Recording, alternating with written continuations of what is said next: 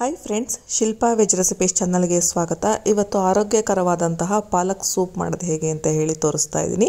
ಬನ್ನಿ ಹಾಗಿದ್ರೆ ಹೇಗೆ ಮಾಡೋದು ನೋಡೋಣ. ಫಸ್ಟ್ ಒಂದು ಪ್ಯಾನಿಗೆ ನಾನು ಸ್ವಲ್ಪ ಕೊಬ್ಬರಿ ಎಣ್ಣೆ ಹಾಕ್ಕೊಳ್ತಾ ಇದ್ದೀನಿ. ನೀವು ಆಲಿವ್ ಆಯಿಲ್ನಾದರೂ ಯೂಸ್ ಮಾಡ್ಕೊಳ್ಬೋದು.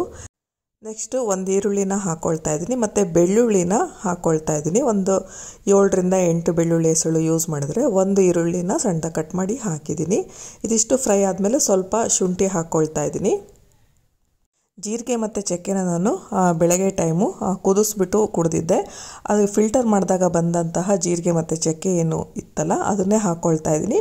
ಇಲ್ಲ ಅನ್ನೋರು ಒಂದು ಅರ್ಧ ಸ್ಪೂನ್ನಷ್ಟು ಜೀರಿಗೆ, 1 ಇಂಚಷ್ಟು ಚಕ್ಕೆನ ಹಾಕ್ಕೊಳ್ಬೋದು. 1 ಹಿಡಿಯಷ್ಟು ಪಾಲಕ್ ಸೊಪ್ಪು ಅಂದರೆ 1 ಕಟ್ಟಷ್ಟು ಪಾಲಕ್ ಸೊಪ್ಪು, ಒಂದು ಸ್ವಲ್ಪ ಕೊತ್ತಂಬರಿ ಸೊಪ್ಪನ್ನ ದಂಟು ಸಮೇತ ಹಾಕ್ತಾ ಇದ್ದೀನಿ. ಜೊತೆಗೆ ಪುದೀನೂ ಕೂಡ ಅಷ್ಟೇ ಒಂದು ಸ್ವಲ್ಪ ಹಾಕ್ಕೊಳ್ತಾ ಇದ್ದೀನಿ. ನಾನು ಇಲ್ಲಿ ಆರೋಗ್ಯಕರವಾಗಿ ಮಾಡ್ತಾ ಇರೋದ್ರಿಂದ ಯಾವುದೇ ರೀತಿಯಾದಂಥ ಕಾರ್ನ್ಫ್ಲೋರ್ ಯೂಸ್ ಮಾಡ್ತಿಲ್ಲ ತಿಕ್ನೆಸ್ಸಿಗೆ, ಮತ್ತು ಸಕ್ಕರೆ ಯೂಸ್ ಮಾಡ್ತಾ ಇಲ್ಲ. ಅದ್ರ ಬದಲಿಗೆ ಬಾದಾಮಿನ ನೆನೆಸ್ಬಿಟ್ಟು ಹಾಕ್ಕೊಳ್ತಾ ಇದ್ದೀನಿ. ಜೊತೆಗೆ 1 ಅಂಜೂರನ ಹಾಕ್ಕೊಳ್ತಾ ಇದ್ದೀನಿ, 1-2 ಡೇಟ್ಸ್ನ ಹಾಕ್ಕೊಳ್ತಾ ಇದ್ದೀನಿ. ಅಂಜೂರನ ನೆನೆಸಿದ್ದೆ, ಬಾದಾಮಿನ ನೆನೆಸಿ ಸಿಪ್ಪೆ ತೆಗೆದಿಟ್ಟಿದ್ದೀನಿ. ಡೇಟ್ಸು 1-2 ಡೇಟ್ಸ್ ಹಾಕಿದ್ರೆ ಸಾಕು. ನಾವು ಸಕ್ಕರೆ ಬದಲಿಗೆ ಇದರಲ್ಲೇ ಸಿಹಿ ಅಂಶ ಏನಿದೆ ಅದು ನಮಗೆ ಸಿಗುತ್ತೆ. ಈಗ ಇದನ್ನು ಚೆನ್ನಾಗಿ ಕುದಿಸ್ಬೇಕು. ಈಗ ಕುದ್ದಾಗಿದೆ, ಆಫ್ ಮಾಡಿದ್ದೀನಿ. ತಣ್ಣಗಾದಮೇಲೆ ನಾನು ಮಿಕ್ಸಿ ಜಾರಿಗೆ ಹಾಕ್ಕೊಳ್ತಾ ಇದ್ದೀನಿ. ನಾವು ಸೂಪ್ಗಳನ್ನು ರಾತ್ರಿ ಊಟದ ಬದಲಿಗೆ ರೆಗ್ಯುಲರಾಗಿ ಕುಡಿಯೋದ್ರಿಂದ ವೆಯ್ಟ್ ಲಾಸಿಗೆ ತುಂಬಾ ಹೆಲ್ಪ್ ಮಾಡುತ್ತೆ. ಬಟ್ ಒಂದೇ ರೀತಿ ಸೂಪ್ ಮಾಡ್ಕೋಬೇಕು ಅಂತಿಲ್ಲ. ಒಂದು ದಿವಸ ಪಾಲಕ್ ಸೊಪ್ಪಿನ ಸೂಪ್ ಮಾಡಿಕೊಂಡ್ರೆ ಒಂದು ದಿವಸ ತರಕಾರಿ ಸೂಪ್ ಮಾಡ್ಕೊಳ್ಬೋದು, ಒಂದು ದಿವಸ ಕ್ಯಾರೆಟ್ ಸೂಪ್ ಮಾಡ್ಬೋದು, ಒಂದು ದಿವಸ ಟೊಮೊಟೊ ಸೂಪ್ ಮಾಡ್ಕೋಬೋದು. ಮಿಕ್ಸಿ ಜಾರಿಗೆ ಹಾಕಾಗಿದೆ. ಈಗ ಇದನ್ನು ನೈಸಾಗಿ ರುಬ್ಕೊಳ್ತಾ ಇದ್ದೀನಿ.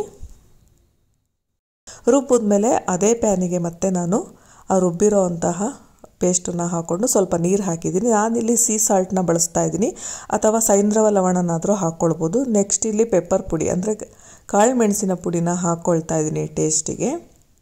ಇಷ್ಟನ್ನು ಮಿಕ್ಸ್ ಮಾಡಿ ಚೆನ್ನಾಗಿ ಕುದಿಸಿದ್ರೆ ಸೂಪ್ ರೆಡಿ ಆಗುತ್ತೆ. ಯಾವುದೇ ರೀತಿ ನಾವು ಕಾರ್ನ್ಫ್ಲೋರ್ ಬಳಸದಿದ್ರು ನೋಡ್ತಾ ಇರ್ಬೋದು, ಬಾದಾಮಿ ಹಾಕಿರೋದ್ರಿಂದ ಥಿಕ್ನೆಸ್ ಬಂದಿದೆ. ಈಗ ಸ್ಟವ್ ಆಫ್ ಮಾಡ್ಕೊಂಡಿದ್ದೀನಿ, ಸರ್ವ್ ಮಾಡ್ತಾ ಇದ್ದೀನಿ. ತುಂಬ ರುಚಿಯಾಗೂ ಕೂಡ ಇರುತ್ತೆ, ಹೆಲ್ತಿಯಾಗೂ ಕೂಡ ಇರುತ್ತೆ, ವೆಯ್ಟ್ ಲಾಸ್ ಕೂಡ ಮಾಡ್ಕೊಳ್ಬೋದು. ನೀವು ಕೂಡ ಈ ಸೂಪ್ನ ಮಿಸ್ ಮಾಡದೆ ಟ್ರೈ ಮಾಡಿ. ನಿಮಗೆಲ್ಲ ಈ ವಿಡಿಯೋ ಇಷ್ಟ ಆಯಿತು ಅಂದರೆ ಲೈಕ್ ಮಾಡಿ, ಶೇರ್ ಮಾಡಿ ಹಾಗೂ ಸಬ್ಸ್ಕ್ರೈಬ್ ಮಾಡಿ. Thank you friends.